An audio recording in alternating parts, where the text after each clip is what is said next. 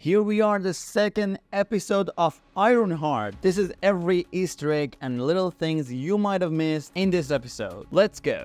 The episode opens with the title, Previously On, styled in a way that really feels like Stark Industries branding. Sleek and futuristic. I like it. We are finally introduced to Natalie, or as she calls herself, you could call me neuro-autonomous technical assistant and laboratory intelligence entity instead. Well, we just say Natalie. Let's take a second to talk about the room. It's chaotic, cozy, and clearly put together with whatever the set designers could find. But it's filled with meaning. Riri's desktop wallpaper is her dad's car, a reminder of how difficult it was for her to sell it for money. By the mirror, we see her robo-dog, the one that she made when she was only a kid, just like Tony when he was a student at MIT. These little touches say a lot without needing to say much. Riri tells Natalie she's trying to create an AI like Rio, the AI from Wakanda Forever. And I like how Mr. Rio! I could really use that backup right now. I thought you'd never ask. this AI she built doesn't actually follow orders. Just listen to how Natalie talks back. Okay, so you just gonna threaten my life and then ask for a favor. This time, the title appears in a form of a street name. We cut to the team watching an advertisement video about Tunnel, the tunnel project that John talked about in episode 1. We still got Tunnel, Heirloom, The Big Job. In the ad, we see the logo and branding, but no explanation of what it is exactly.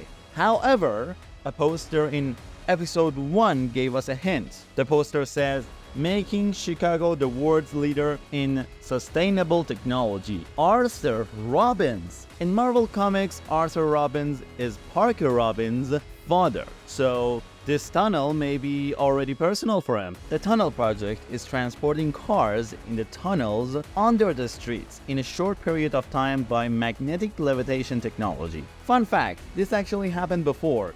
In real history, America's highway system often ran right through black neighborhoods, displacing communities. Also, those transport trains, they look a lot like Wakanda's vibranium delivery system, right? Or is it just me? When the team asks Riri about her suit, she's like, It's at home. Charging, but I got you. she tries to reach Stuart for help. When that doesn't work, Natalie gives her a list of black market parts and who to contact. And guess what? All of those names have worked on Marvel projects, but one stands out. Ryan Airy. Man, I'm jealous. But hey, with your support, we'll be in the next Marvel project in no time. Mark my words. Natalie brings up a song that they used to sing, Bonnie and Clyde by Jay-Z and Beyonce. It's a song about two people who need no one but themselves, just like Riri and Natalie. Outside, we spot a Stark Expo poster. The first Stark Expo appeared in Captain America: The First Avenger, where Howard Stark demoed his levitating car. Then, in Iron Man 2, Tony Stark relaunched the Expo to show off new tech. And now, after Tony's death, it is still going. Legacy, man. Also, there is a QR code. It was too blurry and I couldn't scan it, so if you can, comment it down below and tell me what it is. Riri's next contact is Joe, a guy having a rough day dealing with a terrible neighbor. His house is full of live, laugh, love signs. I mean, too many baggages, right? Riri blackmails him, and on the way to the stash, he starts crying. So she tells him to be more assertive. Joe, you gotta demand respect. Don't let Frank or your shitty neighbor or anybody else walk all over you. Except for me. Yeah, that could never go wrong, right? Back home, Natalie accidentally meets Riri's mom.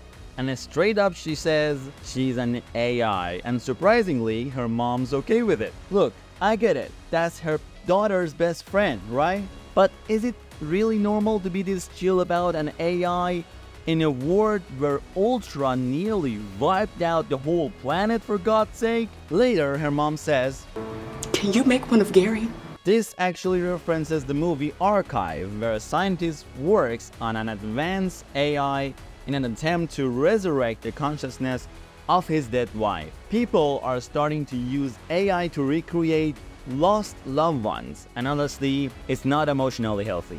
Joe says something really interesting about bionics helping people. In the comics, he's a villain, but right now, it's unclear where he stands. There is more to him that this episode is showing us. When Natalie says, Thing better work, otherwise I'm gonna end up in jail. "The Thing" is a clear Wednesday Addams reference.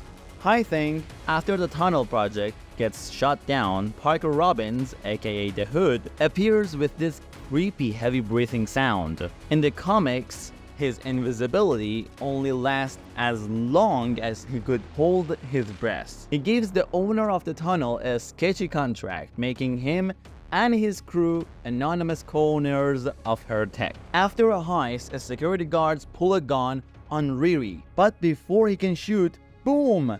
A bullet powered by hellfire takes him out, a courtesy of the Hood. Riri is shaken and asks about the cloak. In the comics, Parker kills the demon and steals its magical hood and boots. That's how he gets the power. Later, Riri's suit is shown deploying solar panels. Seriously, how much power can that generate? I'm no expert, but I don't think that's a lot. A poster in the background references Faust, a famous story about a man who makes a deal with the devil. And Natalie says something that clearly connects to Mephisto. I sense some crazy energy. She says it's one of the big three, just like the Sam talked about in The Falcon and Winter Soldier. What big three? Androids, aliens, and wizards. Meanwhile, Parker is at home, hearing creepy voices from the cloak. Did you like it? What do you desire? Classic devil talk. It's giving Lucifer vibes for me. Tell me, what is it that you truly desire? At the party, Xavier mentions that he's into Star Wars. Riri replies by saying she's a Trekkie, which actually tells us a lot about her. She believes that there is no such a thing as magic, only science that hasn't been understood yet. That's the core difference between Star Wars and Star Trek. That's the second episode. This is done as well. Be on the lookout for the third episode because we're getting in a real shit show. If you want to know more or review what happened in the first episode, the link is in the description below. And this is Ali, and have a great night. Bye!